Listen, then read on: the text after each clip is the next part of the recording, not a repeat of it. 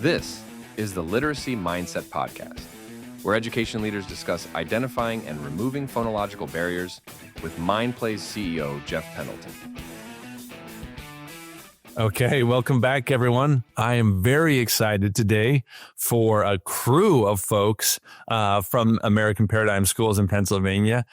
We have Miss Susan Senek and Brittany Reid Harden and Kyle Black all participate in and as directors of ELA curriculum, instruction, and assessment. Welcome to the show. Thanks for having us, Jeff. Thank you. Yeah, we're really excited. This is like a panel of expertise, a panel of experience that gives us the opportunity to kind of dive in, talk about literacy. And the nice thing is that we span the K-12 spectrum here. So Susan, you tend to focus a little bit more on elementary. Brittany, you're a little bit more on the middle school side of things. Kyle, in the high school side of things. However, I was definitely interested to know that there's a Swiss Army knife component to this, that you all do a little bit of everything to make sure that things happen. So why don't we just do really quickly a little context setting for the audience. Susan, can you just describe a little bit of your pathway to the role that you're in? And then Brittany and then Kyle will do the same. Sure. I started out as a teacher in the school district of Philadelphia, and I taught first and second grade. And then I moved to American Paradigm Schools as librarian in 2 of their schools for a total of 14 years. And I've now been doing ELA work at the Paradigm since 2021. Excellent. Okay, Brittany? I started out in Providence, Rhode Island. I taught for 19 years and then just started this role just recently, actually. So I'm new, but not new to the Paradigm. So I've been with the Paradigm for 6 years. Okay, excellent. Thank you. Kyle? In addition to being a Philadelphia lifer, I am also an American Paradigm Schools lifer. I started as the founding 9th grade English teacher for First Philadelphia High School right when I graduated college about 15 years ago. After a few years as a high school teacher, I was given the opportunity to act as a middle school administrator, assistant principal for a couple of years. And then in 2020, I was asked to join the academic team at American Paradigm Schools, where I have been ever since. Okay. Well, we have some breadth and depth of experience here that we could talk about. I must note that both Brittany and Susan referred to the Paradigm on this. So can we talk a little bit about American Paradigm Schools here? Kyle, what is it? How big is it? Give us a little bit of context. Sure. So American Paradigm Schools is a nonprofit charter management organization based in Philadelphia. We provide all sorts of managerial, academic, HR support services to 4 different schools in North and Northeast Philadelphia. All 4 of them are charter schools. 2 of them started out as original charters, and then the other 2 are Renaissance charters, which were school district schools that were underperforming. The school district sought out charter organizers to come in and take over operations for those 2 schools. And so we've been operating charters in Northeast and North Philadelphia for close to 25 years now. Excellent. Okay. And can you give us a little bit of a grade level breakdown between the 4 schools and sort of how many students we're operating with? Sure. So 2 of our schools, the 2 that are charter schools from the get-go, are both K-12 schools. We have 1 K-8 school and we have 1 5 through 8 middle school. In total, there's about just north of 4,000 kids in American Paradigm Schools. Excellent. Okay. Well, now we are excited to dive in and talk a little bit about the structural componentry of literacy and what it looks like in the Paradigm Schools network, how you think about it. So, one, it's easy first and foremost when we think about literacy and we think about reading to kind of talk about tier 1 instruction, right? Is a critical component. How do you start there? How do you end there? How do you think about like making sure that that core curriculum or tier 1 is there? So maybe walk us through a little bit about how the decision making happens. Does this get pushed out to each school? Do we kind of work on a collective level? And obviously committees usually are involved, but just walk us through a little bit maybe of how we go about tier 1 instruction decisions in Paradigm. Kyle, you want to start? Sure, no problem. As much as possible, we're always looking to build consensus. We recognize that all four of our schools serve different student populations in Philadelphia. Our students Right. are not a monolith. They have different needs based on where they are in the city, what their life story has been, and what the mission of the school is in particular. And so, like to make a recent example of it, we recently made a change to our middle school curriculum that we use. Okay. And so the process looked a little bit like the three of us doing a lot of research ahead of time to identify, what are the leading products in the middle school space when it comes to ELA education.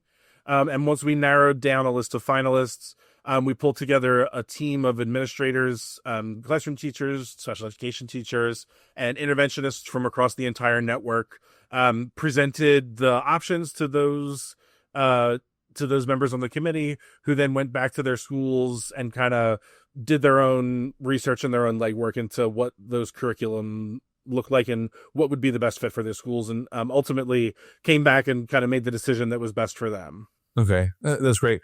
And Brittany and Kyle, when you think about science of reading in the upper grades, right, 6 through 12, it's not uncommon for a lot of people to associate science of reading with phonics. Like, it's one of those like, oh, science of reading, it's phonics. Make sure you teach phonics explicitly, because that was not happening in other proposed methods that are out there.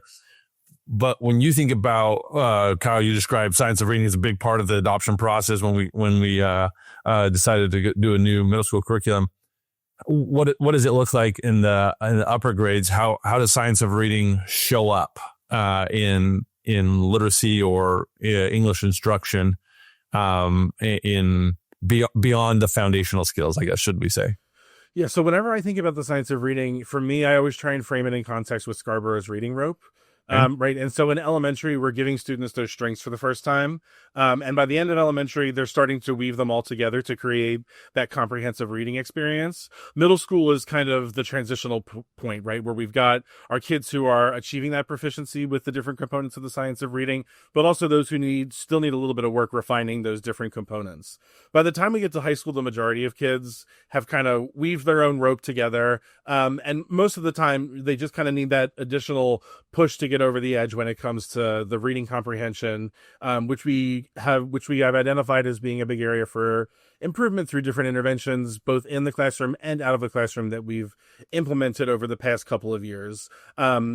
Really, the only students who at the high school level who need that foundational level work are maybe students who transfer into us, or, for example, maybe perhaps a newcomer immigrant student Right. who needs help with those early foundational skills in English. But thanks to the work of our elementary and middle school teams, our students are coming to high school kind of having all those different components pretty secure to begin with. Got it. And maybe, Brittany, I'll ask you sort of a modified version of that. It does seem that maybe fluency and comprehension, right, are probably more the emphasis as you go up the grades. Once you've established sort of the foundation, those clearly still fit in the foundational side of the rope, but maybe where just the progression can happen. Do you see a big difference in need there? Is it tend to be more comprehension? Kyle just kind of mentioned that in the high school side of things, or is there times where comprehension is okay, but fluency lags quite a bit as well, and that maybe have some of the other foundations, can phonologically process things, but maybe don't have quite the fluency or comprehension there? How would you describe the relationship with fluency and comprehension? So I'd agree with Kyle in the sense that comprehension is definitely one of those things that some of our scholars are struggling with, and we're trying really hard to sort of close the gap there. But I would venture to say that fluency is probably the really big piece in middle school, because I think that understanding or building up those fluency skills, I think, incorporates and pushes you through to better comprehension skills, right? So, if you can't read the words, understand the words, so on and so forth, right? There's no way in the world you're going to understand the meaning behind those words, right? And so just making sure that we're integrating different interventions in there to improve those levels of fluency, so they can get to those higher levels of comprehension. So okay. Something that weighs on me a little bit as we think about the technological world that we live in, and maybe the post-pandemic reading challenges that exist is, I don't know, maybe I would describe it as rigor, but it feels like the superficial nature of text messages or of tweets. I don't even know if we call them tweets anymore, but X's just the short form of social media at times. Does that contribute, Brittany, to fluency because there's not as much exposure to rigorous text sometimes, and that we are constantly reading just in short form? I don't even know if fully spelled out words. Is that contribute, you think? Absolutely, 100%. And I think that if I'm going back to, my teaching days, it's really why we make sure that when students are responding to text prompts, so on and so forth, that they're writing in complete sentences, right? We're not writing shorthand, right? And even in, when we do Cornell notes or column notes or 2-column notes, right, we're making sure that we're using full words, right? Maybe you're still writing in shorthand, but you're absolutely not writing sesh for session and, so on and so forth. So just making sure that that level of rigor and those high expectations are still there, to sort of, balance out the lovely text experience that we love so much. Yeah, and Kyle, how do you think about that at the high school level? Because I have a daughter who started school today. We're back in school today, is out here in Phoenix, Arizona, and she's a senior, and she gets frustrated when I use punctuation in my text messages to her. She's like, "Stop punctuating your text, Dad. That's not what you're supposed to do." And I was like, I can't not, like, punctuation's how you convey meaning. So like, how do you deal with that, Kyle, at the high school level? Yeah, I think at the high school level, it's really important to drive home the importance of kids to be able to code switch, right? The way that they talk to their friends via, whether it's the way they text or the way they talk to each other when they FaceTime, is very different than the way they're going to talk to their teacher or write their papers. And so saying, the way that obviously I wish you would communicate with your friends using full sentences and punctuation. I'm sure most of us would. But if you're not going to do it, that's fine. But know what the audience and what the time and place is for it. Right. And so when we're in school, right, our general expectation is an academic language, and we're very fortunate to have two strong ninth grade teachers. Not that we don't have strong teachers across the board, but we have two ninth grade teachers who are very, very much well suited to be the gatekeepers for high school. They really set the tone for what is expected of our students. Hammering home MLA formatting, hammering home academic language, teaching them how to use the Chromebooks to a higher degree of specificity. And so we really do try and put a lot of that onto our ninth graders as kind of like the whole welcome to high school, theme that goes on in the grade level. So in addition to, reading the books that you're going to read in ninth grade English, you're going to kind of learn how to be a scholar of literature and how to talk like one. Right. No, that's good. Susan, do you experience some of that in the elementary, or is it mostly it hasn't quite hit the elementary side of things, and you kind of get to teach it the right way from the beginning? No, it absolutely exists in elementary as well, because they start texting really young. So it's definitely something that we notice and talk about. As Kyle said, we definitely focus on code switching and knowing what's appropriate to use for the appropriate audience. And it's something we try to look for and teach as early as possible, so that the code switching becomes the ingrained habit and not just the text language. Yeah, makes sense. Okay, good. Let's talk about something that we discussed briefly as we were preparing.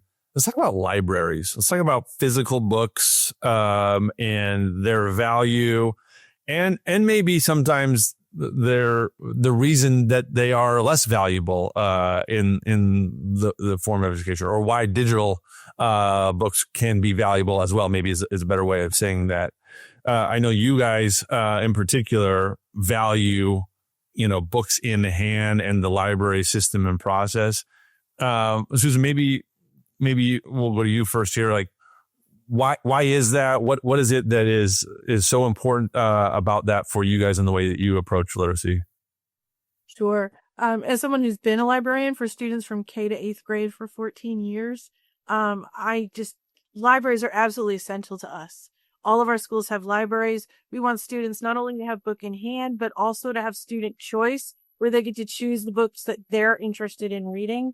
And we believe that choice reading is huge for Sure. increasing literacy, and especially increasing literacy in a world where there's a lot of competition for your time with screens. So we do have libraries in all our schools. We think that in library instruction, research instruction, co-teaching with the classroom teachers, that all of that is really important for our students. Yeah, that makes a lot of sense. I think that in the software side of the world, one of the values that we see on digital libraries, right, is being able to help ensure that sometimes the reading actually happens. It's not uncommon to hand a student a book, and that doesn't mean that it gets read, right? But whereas in a digital space, I can embed close questions right in the middle of the text, right, and kind of confirm every page, like, are you reading this? And then I can report back to the teacher, hey, they read 7 pages, and I can confirm that. So there's a lot of value on the digital side of things, but there's a lot of science about holding something in your hand. Brittany, how do you guys balance the two? I mean, I'm a big proponent of co-teaching. And Okay. so a lot of our ELA teams across the board, will co-teach and pair up with our librarians, right? And do independent reading projects, right? Independent book projects, and do an MLA format presentation, right? To teach them how to use those things in research papers that they're writing in their ELA classes, right? So it's just making sure that we're giving them what they need, but doing it in such a way where we're working together to do that, right? Because we all have the same goal. So, okay, Kyle, any additional thoughts on that? So high school, the program that we use in high school does start to introduce a digital text component that's not really a part of our middle school or elementary Got it. programs that we use. I think certainly there are benefits of using digital text. Like, I'm in grad school right now, and I have a Kindle Scribe, and I can annotate my textbook, and my annotations follow me on my phone and my desktop. I can search the entire textbook. Like, there are great reasons to read a digital book. But also, so our kids read their excerpts in their program on the digital platform, and they're able to annotate and answer those questions, embed it right in the text, like you said. But then they're also still reading their core text out of, a paper copy of the book. So they're kind of getting the best of both worlds in high school. We're reinforcing our organizational beliefs about the importance of book in hand, but also recognizing, this is the 21st century. For our kids who are going to go on to a 4-year college, being able to successfully navigate a digital text is a crucial skill for them. So we have to make sure that we're preparing them for that step as well. Yeah, no, that's good. Let's talk just for a second about AI. We can't not talk about AI. It seems like it's everywhere, even under our pillows at night. I can't seem to get rid of AI in the conversation. And I think that there's a healthy conversation to be had, but it really does show up a lot in the literacy side of the world, right? In the ELA side of the world, whether it's through the writing component and the fears that we have relative to are students even going to learn to write anymore because they just have AI write for them? And can we stop that train at all? To the realities of how beneficial it can be to help a student potentially deeper understand. How are you approaching it right now? Do you have a framework for decision making? Do you have formal policies in place? Just where are you at on that? Yeah, so we do have a formal AI policy for all of American Paradigm Schools that was developed by our director of integrated learning. He's kind of our point person when it comes to AI. And he has been. He was kind of ahead of the curve when it came to AI. Like, we kind of knew about ChatGPT before it made it big, thanks to him. That's great. And so we use AI in the work that we do, and we always jokingly refer to AI as our graduate school assistant. We use AI as a way to help us with research. We use it to help us with brainstorming, generating ideas, kicking around formats for presentations. We use it kind of like our digital assistant. obviously, we've had issues with students using ChatGPT to write their essays. Sure. But most of our high school English teachers are very well aware of how their students write to begin with. And so we know when a ChatGPT essay sneaks its way in there. But also, we've had some teachers who have considered going back to the old blue book style of assessment, where kids are writing their big essays, in the book, and handing those in. And then most of our teachers, at least our ELA teachers, they all have access to a piece of software that allows them to monitor their students' Chromebook.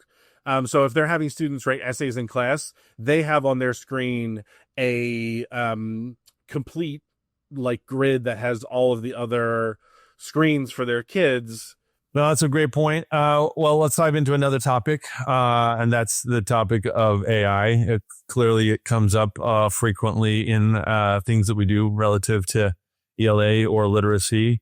What do you guys have a policy or a framework for decision making? Where do you stand with AI? Sure. So we have a director of integrated learning and technology who has kind of been our AI point person for the past several years now. He tries to stay ahead of the curve when it comes to AI things. And so I feel like we're always finding out about what's cool in AI, just before it breaks in the news, which is exciting. Right. We've had an AI policy for both staff and students for several years now. And so that's in place. Of course, in high school in particular, we've had kids try and pull a fast one and use ChatGPT to write their essays. The good thing is our English teachers are very well aware of our students' distinct voices and their areas for growth and strengths as writers. And so it's pretty simple for our teachers to kind of figure out when a ChatGPT got tagged in to do the work of an essay. Our teachers now use a platform that allows them to monitor all of their students' screens while they're using their computers. So if teachers are having students compose an essay in class, they're able to monitor all of their students to make sure that they're not, going back and forth between Google Docs and ChatGPT to copy in answers. We also have had teachers consider for major assessments doing an old school style pencil and paper with the blue books, which nobody's heard of in years and years. But that's a kind of a low tech solution to the problem. Essentially, we do use AI. We always joke and say that AI is kind of like our grad school assistant. We have AI kind of assist us in research. We use AI as a conversation partner, as a thought partner to help us plan presentations. We have a great AI tool that we use that's especially helpful in research. And so, it is part of what we do. Creating a more formal, structured AI curriculum for students is definitely something that is in the forefront of a lot of our minds, because we know that being able to use these tools safely and successfully, will be part of our students' lives moving forward. This is like the internet for kids growing up in this day and age. It's not going to go anywhere. It's not a fad. It's here to stay. So the more the knowledge that we can give them now, the better off they'll be in the future as users of AI. That's great. No, I love that. It sounds like you are ahead of the curve, and that's an important part of technology sometimes, is making sure you can help the students as they go through it. All right. Well, we've spent some great time. We've learned a lot of great things, and I'm excited to have had the conversation. We could go a lot longer, but let's wrap up here with a sort of my final future leaning question. I love leaders to kind of give insights into the future. Give us either something that you're worried about for the future that gives us a sense of maybe how you would predict the future, or give us something that you're really excited about for the future of education next 5 to 10 years. Brittany, let's start with you. I'm really excited about the direction that culturally responsive literacy is going. I feel like more and more teachers, leaders, so on and so forth are, making sure that all of their students see themselves in texts and that their needs are addressed. Things happen to these kids outside of school, and just addressing those issues and being able to have those conversations in class, I think just makes for a richer experience as far as education is concerned. So I'm really excited to see, where that takes off in the next 10 years, but I'm excited to, see it right just now. Progress. Yeah. No, Exactly. I love that. No, I love that. I feel the same way. Kyle, what about you? We always joke that we have ELA team telepathy, so it doesn't surprise me that Brittany and I had a similar answer. For me, I'm really excited in high school to see new literature emerging. I love canonical text just as much as the next person. Like, you could never take Fahrenheit 451 or Animal Farm away from me as a teacher, but it's really exciting to see new texts sort of taking their place among the giants. So, for example, we're working with one of our 12th grade teachers this year to create a unit that uses Ta-Nehisi Coates' Between the World and Me memoir.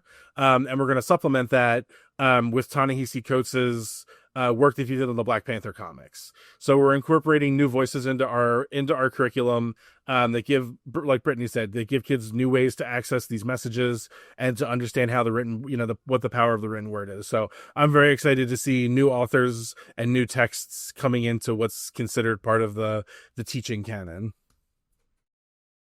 Awesome. No, that's a great perspective. All right, Susan, last word goes to you. Well, super excited just to see that the research on what helps students to learn the best, that's been there for years and years, and finally started to bridge the gap with the science of reading coming to the fore, that there's a whole basis of research for science of learning that will cut across all curricular areas, and to see that being put into place in schools of education for teachers to learn from the beginning, to see it being put into place in classrooms so that students can achieve more and that the learning gaps can be closed, that door has been opened, and that now the science of learning can really come in across all grade levels and for all students, and to help underrepresented students and anyone with not learning gaps is really exciting. Awesome. Well, thank you all for sharing that. Those are things to be excited about. I agree, and I appreciate you sharing them. Thank you so much for joining the show today. I hope we get to catch up again soon. If you enjoyed this episode, we'd love to hear from you. Learn how we help students by identifying and removing phonological barriers at mindplay.com.